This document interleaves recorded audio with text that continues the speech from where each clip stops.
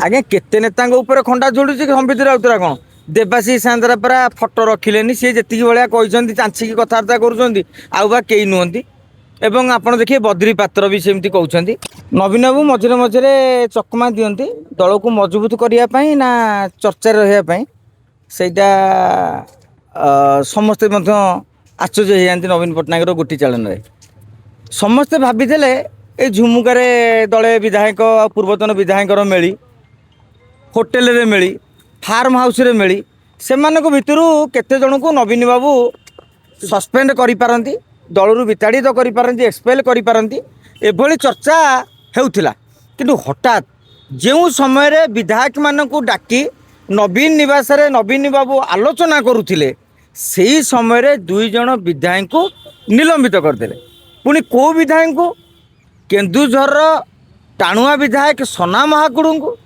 एवं राज्य राजनीति रे चर्चा सृष्टि करुथिबा सबुबेले चर्चा रही आसुथिबा विजय महापात्र को पुओ अरविंद महापात्र को सना महाकुड़ू को विदा करने पछरे अनेक किछि कारण रही कई से आश्चर्य होना कहीं आपण मैंने लक्ष्य करेंगे मोहन माझी मुख्यमंत्री हेबा परे केन्दुझर बीजेडी राजनीति बीजेपी मुहां हो जाइछि निजे बद्री नारायण पात्र मध्य बहुबार मोहन माझी को प्रशंसा पोथी पकाउछन्ति एवं सना महाकुड़ भव्य संबर्धना दौरान विजु जनता दल अमल किसी है नथिला 24 वर्ष रे किसी है नथिला मोहन माझी एते काम करुछन्ति ए नहीं कि आपण मैंने लक्ष्य करथिबे सना महाकुड़ स्टेटमेंट दौथिले एवं समस्त जानि गणमाध्यम रे चर्चा होतला जे सना महाकुड़ जदि बीजेडी रे नवीन पट्टनायक क्या विदा करती सना महाकुड़ निलंबित हवा फाइनाल किंतु गतकाली अरविंद महापात्र ना जिते बड़े जोड़ा है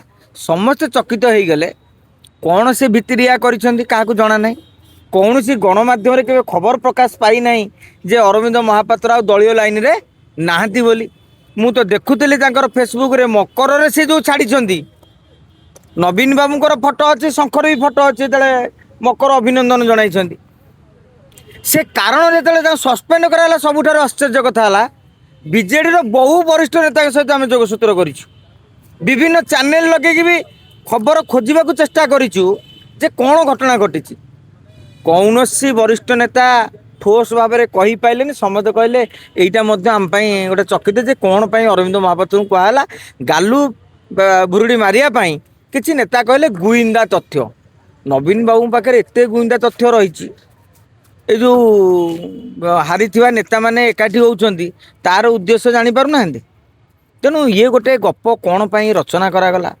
अरविंद महापात्र हाँ जोड़िए कथा कही जे नवीन बाबू मोर नेता पांड्यान मोर नेता नुहंती आउ गोटे कथा कही जदि पांड्यान पांड्यान एमती होउछंती बीजेपी वाला एते विरोध करुछंती दम अच्छी बांध तांकर उद्देश्य था एत थर कहूँ कौन बांधिकी देखुन ताकू जदि पांड्यान बाबू भावी जे मुझे सेटिंग करके बीजेपी वाला कही मत बांधनी आउ ये गोटे टीआटी कला काले बीजेपी वाला बांधदेवे कि से डर भी गोटा थी पारे हुए तो से कारण हो पारे कि कौन सी प्रकार ठोस कारण कहीं कहूना विजु जनता दल गोटे न्यारेटिव आप देखिए सोशल मीडिया रे घूरी बुलूँ कौन ना राज्यसभा निर्वाचन पर सेटिंग करते अरे भाई राज्यसभा ये बीजेपी क्या प्रार्थी कर कहीं जाना बीजेडी क्या प्रार्थी कर कहीं जाना चतुर्थ प्रार्थी किए हम ता ना सोर शब्द ना दल में एजागे पीएससी मीटिंग रे बीजेडी आलोचना ही करना प्रार्थी शिर नास्ती जो शिर पीड़ा माने मुंड ना कि अमृतांजन घसिया कथा भाया जे राज्यसभा निर्वाचन पर चर्चा ही आरंभ होनी किसी मीडिया रे केवल चर्चा होची नोटिफिकेशन होनी किसी भी होनी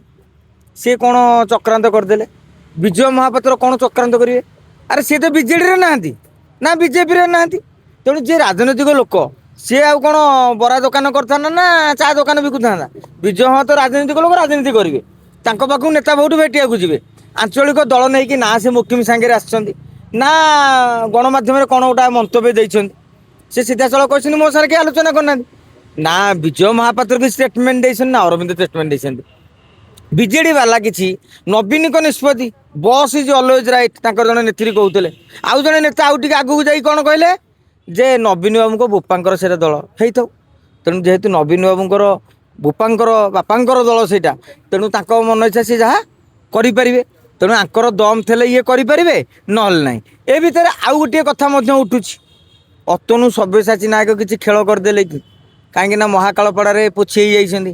ଆପଣ ଦେଖିବେ ଏସ୍ଆଇଆର୍ ବର୍ତ୍ତମାନ ଓଡ଼ିଶାରେ ଲାଗୁ ହେବ। ମହାକାଳପଡ଼ାରେ ବାଂଲାଦେଶୀ ଭୋଟର ମାନେ ଅତନୁ ବାବୁଙ୍କୁ ଜିତଉଥିଲେ, ବର୍ତ୍ତମାନ ସେଥିରେ ମଧ୍ୟ 10-15 ଭୋଟ କଟିଯିବ। ତେଣୁ ସେ ଦେଖିଲେ ଆଉ ମହାକାଳପଡ଼ା ହେଉନାହିଁ, ମାନେ ବର୍ତ୍ତମାନ ଯିବା ପାଟକୁରା। ଏବଂ 2024 ନିର୍ବାଚନ ପୂର୍ବରୁ ବେଦପ୍ରକାଶ ଅଗ୍ରୱାଲଙ୍କର ପରଲୋକ ପରେ ପରେ ପାଟକୁରା ଉପରେ ବି ନଜର ରଖିଥିଲେ ଅତନୁ। ତାଙ୍କ ଭାଇଙ୍କ ପାଇଁ ବି ଟିକେଟ ସଂଗ୍ରହ କରିବା ପାଇଁ ଯୋଜନା କରିଥିଲେ। ତେଣୁ ସେ ଦେଖିଲେ 29 ରହିଲା ହିଁ, ପୁଣି 27 ପଞ୍ଚାୟତ ନିର୍ବାଚନ, ବେଳ ଥାଉ ଥାଉ ବନ୍ଧଟେ ବାନ୍ଧିବା। ତେଣୁ ସେଥିପାଇଁ ଅତନୁ ବାବୁ ଯଦି କଣ୍ଟା ସଫା କରିଥିବେ, ସିଏ ମଧ୍ୟ ଗୋଟିଏ କାରଣ। ତେଣୁ ଅନେକ କାରଣ ରହିଛି, କିନ୍ତୁ ଏହାଦ୍ୱାରା ଗୋଟିଏ କଥା, ବିଜୁ ଜନତା ଦଳ ମଜବୁତ ହେବ ନା ଦୁର୍ବଳ ହେବ। ନବୀନ ବାବୁ ଯଦି ଭାବିଥିବେ ଯେ ନାଇଁ ବର୍ତ୍ତମାନ ଯୋଉଟା ବିଧାୟକଙ୍କୁ ମୁଁ ବର୍ତ୍ତମାନ ନିଲମ୍ବିତ କରିଦେଇଛି, ମାନେ ଅନ୍ୟମାନେ ଡରିଯିବେ, ତା ଉପରେ ବି ନଜର ରହିବ।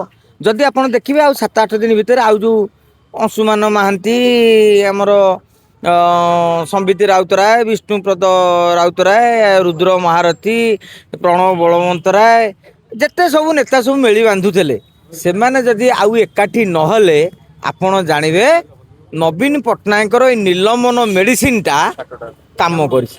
ଆଉ ଯଦି କାଲି ଏକାଠି ହେବେ, ତାହେଲେ ଆପଣ ଜାଣିବେ ନବୀନ ପଟ୍ଟନାୟକଙ୍କର ନିଲମ୍ବନ ମେଡ଼ିସିନକୁ ଇଏ ଫୁ କରିଦେଇଛନ୍ତି। ତେଣେ ଚେତାବନୀ ଦିଅ, ଯାହା କର ଆମର ଆଉ ଡରିବାର ନାହିଁ। କିନ୍ତୁ ଆଉ ଗୋଟିଏ ବାର୍ତ୍ତା ମଧ୍ୟ ଯାଇଛି ଯେ ପାଣ୍ଡିଆନ ବିରୋଧ ଯିଏ କରିବ ସିଏ ହେବ ଦଳ ପାଇଁ ବିଶ୍ୱାସଘାତକ। ତେଣୁ ଏଇ କଥାଟା ପ୍ୟାରୀଙ୍କ ବେଳେ ବିଜୟ ମହାପାତ୍ର ଯାଇଥିଲେ, ପାଣ୍ଡିଆନଙ୍କ ବେଳେ ଅରବିନ୍ଦ ଯାଉଛନ୍ତି। ଶାସନ କେତେ ନେଉଥିଲେ? ଦେଖନ୍ତୁ, ତାଙ୍କ ଦଳ ସିଏ ଚଳେଇଲେ ତାଙ୍କର ଶାସନ ହେବେ। ବିଜେଡି ଭଲରେ ଚାଲିଲେ ବିଜେଡି ସରକାର ଆସିବ, ତାଙ୍କରି ଏମଏଲଏ, ତାଙ୍କର ମନ୍ତ୍ରୀ, ସେ ନବୀନ ବାବୁ ମୁଖ୍ୟମନ୍ତ୍ରୀ ହେବେ। ଆମର କିଛି ହବାର ଅଛି? ତେଣୁ ତାଙ୍କ ଦଳ ବୁଡ଼ିବ କି ଭାଙ୍ଗିବ, କ'ଣ ସେ ରଣନୀତି କରୁଥିବେ ସେ ଜାଣିଥିବେ। ଯଦି ପାଣ୍ଡିଆନଙ୍କ ଏଗେନ୍ଷ୍ଟରେ କହିଲେ ଏମିତିଆ ହଉଛି, ତେବେ ସମ୍ବିତ ରାଉତରାୟଙ୍କ ମୁଣ୍ଡରେ ବି ଖଣ୍ଡା ଝୁଲୁଛି ବୋଲି କହିପାରିବା। ଆଜ୍ଞା, କେତେ ନେତାଙ୍କ ଉପରେ ଖଣ୍ଡା ଝୁଲୁଛି କି ସମ୍ବିତ ରାଉତରାୟ କ'ଣ? ଦେବାଶିଷ ସାନ୍ତରା ପରା ଫଟୋ ରଖିଲେନି, ସିଏ ଯେତିକି ଭଳିଆ କହିଛନ୍ତି ଚାଞ୍ଚିକି କଥାବାର୍ତ୍ତା କରୁଛନ୍ତି, ଆଉ ବା କେହି ନୁହନ୍ତି। ଏବଂ ଆପଣ ଦେଖିବେ ବଦ୍ରି ପାତ୍ର ବି ସେମିତି କହୁଛନ୍ତି। ତେଣୁ ଏଇଭଳି ଭାବରେ ଇଏ ଯାଇଛି।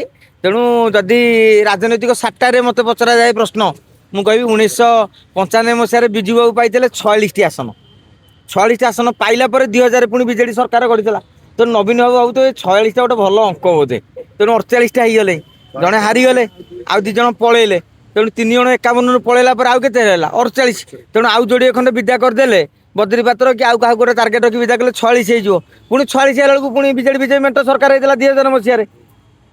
ତେଣୁ ନବୀନ ବାବୁ ଭାବୁଥିବେ ଏଇଟା ବୋଧେ ସଂଖ୍ୟା ଗଣିତ ଯଦି ହେଉଥିବେ, କିଏ କ'ଣ ଜ୍ୟୋତିଷ ଶାସ୍ତ୍ର କ'ଣ କହିଥିବେ। ତେଣୁ ସେଇଟା ନବୀନ ବାବୁ କହିପାରିବେ। ଆମେ ତାଙ୍କ ଦଳ ବିଷୟରେ ଏତେ ତର୍ଜମା କରିବା ଉଚିତ ନୁହଁ। କିନ୍ତୁ ଜିନିଷ ହେଉଛି, ରାଜ୍ୟ ରାଜନୀତିକୁ ଆପଣ ଯେତେବେଳେ ବାର୍ତ୍ତା ଦେଉଛନ୍ତି, ଚର୍ଚ୍ଚା ହେବ ହିଁ ହେବ। କିନ୍ତୁ ଚର୍ଚ୍ଚା ହଉଛି ଯେ ଫଟୋ ବ୍ୟାନରରେ ଫଟୋ ନଥିବାକୁ ନେଇକି ନିଲମ୍ବନ କରାହଉଛି। ମୁଁ ବା ଆପଣଙ୍କୁ କହିଲି ଦେବାଶିଷ ସାନ୍ତରାଙ୍କର ବି ଫଟୋ ନାହିଁ। ଆମେ ବି ଗଣମାଧ୍ୟମରେ ଖବର ପ୍ରକାଶ ପାଇଛି। ତେଣୁ ଫଟୋ ନିଲମ୍ବନ ଏଇଟା ନୁହେଁ। ପଞ୍ଚାୟତ ନିର୍ବାଚନ ବର୍ଷକ ପରେ ତେବେ ନିଲମ୍ବନ କଲେ ସେଇଠି ତ 20,000 ଭୋଟ କମିବ। କାହାର କ୍ଷତି ହେବ? ରାଜନୀତିରେ କ'ଣ ହୁଏ? ତେମେ ସେଇ ଲୋକକୁ ରଖିବ, ସେଇ ଲୋକକୁ ନଚେଇବ, ଲୋକଙ୍କ ଆଗରେ ବାର୍ତ୍ତା। ଅରବିନ୍ଦ କ'ଣ ହେଲେ, ସିଏ ବର୍ତ୍ତମାନ ହିରୋ ହେଇଗଲେ। ସମସ୍ତେ କହିଲେ ଯେ ଆରେ ତାଙ୍କର କିଛି ଭୁଲ ନାହିଁ, ନବୀନ ପଟ୍ଟନାୟକ ପାଣ୍ଡିଆନ ବୋଲରେ ଏମିତି କରିଛନ୍ତି। ଅରବିନ୍ଦକୁ ପୁଣି ଥରେ ଡାକିଥାନ୍ତେ ମିଟିଂ, ଆସିନଥାନ୍ତେ। ପୁଣି ଓପନଲି ଡାକିଥାନ୍ତେ, ଆଉ ଜଣେ ନେତା ଆସିକି ବାଇଟ୍ ଦେଇଥାନ୍ତେ ଯେ ଆଜ୍ଞା ଅରବିନ୍ଦ ବର୍ତ୍ତମାନ ଦଳୀୟ କାମ କରୁନାହାନ୍ତି, ଗଣମାଧ୍ୟମରେ ଚର୍ଚ୍ଚା ହେଇଥାନ୍ତା। ତାପରେ ଲୋକ କହେ ଆଜ୍ଞା ଦଳରେ ରହିଲାନି, ଆଉ ନବୀନ ବାବୁ କ'ଣ କରିପାରିଥାନ୍ତେ। ବର୍ତ୍ତମାନ ସିମ୍ପାଥି ଫ୍ୟାକ୍ଟର ଅରବିନ୍ଦଙ୍କ ପାଇଁ ସପକ୍ଷରେ। ଆପଣ ସୋସିଆଲ ମିଡ଼ିଆର କମେଣ୍ଟ ଗୁଡ଼ା ପଢ଼ୁନାହାନ୍ତି। ସମସ୍ତେ ନବୀନ ପଟ୍ଟନାୟକର ପୋଷ୍ଟ ବି କରିଛନ୍ତି ଯେ ଆଜ୍ଞା ଅରବିନ୍ଦ ମହାପାତ୍ରଙ୍କୁ ଆପଣ ସସ୍ପେଣ୍ଡ କରି ଠିକ୍ କଲେନି, କାହିଁ କହୁଛନ୍ତି? ତାମାନେ ସିଏ ଫାଇଦାରେ ରହିଛନ୍ତି। ବାପା ବି କହୁଛନ୍ତି ପୁଅ ଫେମସ୍ ହେଇଗଲେ। ସେ କହିବା ସ୍ୱାଭାବିକ। ସେ କହିଲା ଆରେ ମୋତେ ସସ୍ପେଣ୍ଡ କଲେ ବୋଲି ମୁଁ ବଞ୍ଚିଛି, 24 ବର୍ଷ ହେଲା ପାୱାରରେ ନାହିଁ, କିନ୍ତୁ ବିଜୟ ମହାପାତ୍ର ବଞ୍ଚିଛି। ମୋ ପୁଅ ଆଜିକି ତୁମେ ତାକୁ ସସ୍ପେଣ୍ଡ କରିଦେଲ, ତେଣୁ ତା ରାଜନୈତିକ ଭବିଷ୍ୟତ ଉଜ୍ଜଳ। ତାର ବାପା କ'ଣ ଗୋଟେ ପୁଅର ଖରାପ ଚିନ୍ତା କରିବ?